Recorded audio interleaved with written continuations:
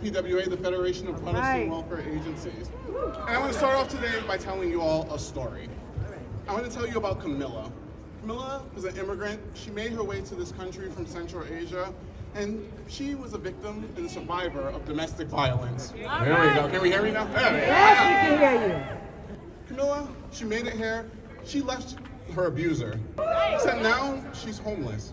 Her and her twin daughters don't know where they're going to sleep. Sometimes she says that the girls go to bed every night hungry.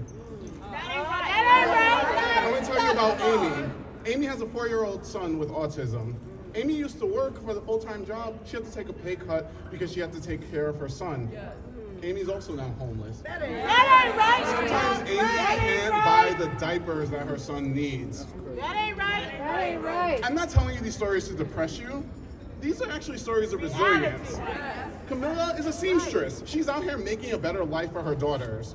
Amy wants to go back to school and become a social worker to help people like herself. Come on, Hopeful, do your job. Exactly. Here at FPWA, we have centered economic security. And listen, this means more than just barely getting by. It means the ability to save, to plan for the future, to weather emergencies, and most importantly, to live with dignity. Yeah, we know that 2 in 5 households are struggling with affording basic food, housing, childcare, and clothing. And this is to say nothing about all the millions more people who we know aren't classified as poor by the current miserable poverty level, but who are struggling and who also do not reach economic security. That ain't right. Look, this economic deprivation has a cost, right? Research has shown it's not just a physical, mental, and emotional cost. We also know that children that grow up in households with poverty experience more poverty as adults, just repeating this cycle again and again for future generations. And we know this is why people turn to cash assistance. It's not because they're lazy or they don't want to work, as so many people have you believe. Rather, it's because they experience major life events, divorce, illness, sickness, birth of a child, and then for too long, our social safety net has done nothing to alleviate poverty, just manage it. Listen, in our most recent report, Rewriting the Story, we detailed some of these experiences. We interviewed the parents who skipped meals because their children needed to eat.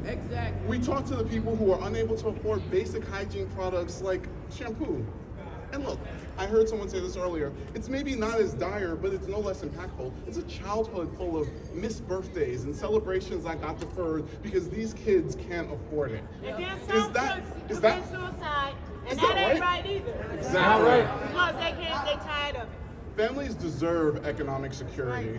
We as a state have a moral obligation to these children who we have turned a blind eye to for too long.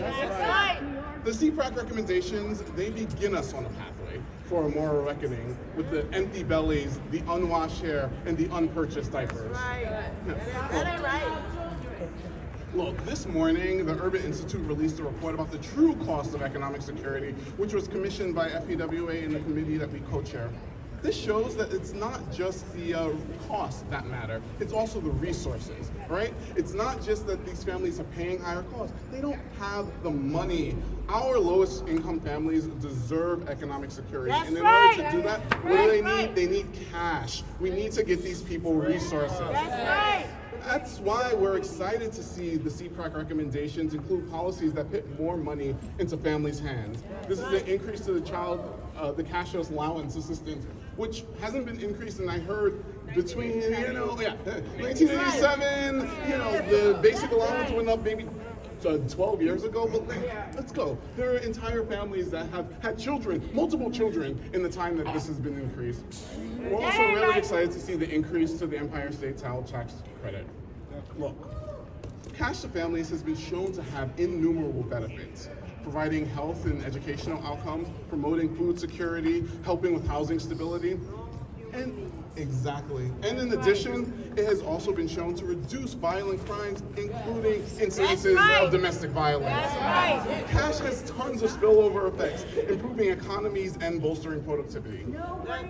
And that's why we're here today, to ensure that more children don't go to bed hungry tonight. More parents don't have to make these agonizing decisions about whether to feed their children or to wash their kids' hair. It's absurd. The question that we have as a state is not what society owes to our most vulnerable residents. We know what we owe them. We owe them the same dignity and opportunity that we all deserve. We owe them the ability to plan, to save, and to thrive. We owe them more than managing their poverty. We owe them true economic security and the essential wealth and resources that make that possible. But the question that we need to ask ourselves is, what kind of society do we want to have? Is it one that cares for its citizens and helps them thrive? One that helps to dismantle the barriers creating this deprivation and preventing economic security? One that lets Amy's 4-year-old son get the diapers that he needs without his mother worrying about whether or not she'll be able to feed him if she buys them? One that allows Camilla's twins to worry that if they're going to have a roof over their head if their mom leaves the man that's beating her every night? This is not the place that we want to live. This is not the society that we want to live in. In the wealthiest states, in the wealthiest nation on earth, it is unconscionable that in 2024 we are finally reckoning with how we eliminate child poverty. But when's the time? Now is the time. Not one more day, not one more hour, not one more minute should families be forced into these situations. And no pilot program. Exactly. Now is the time for our state to make a different choice and to walk a different path and to begin investigating our children. Thank you so much for your time.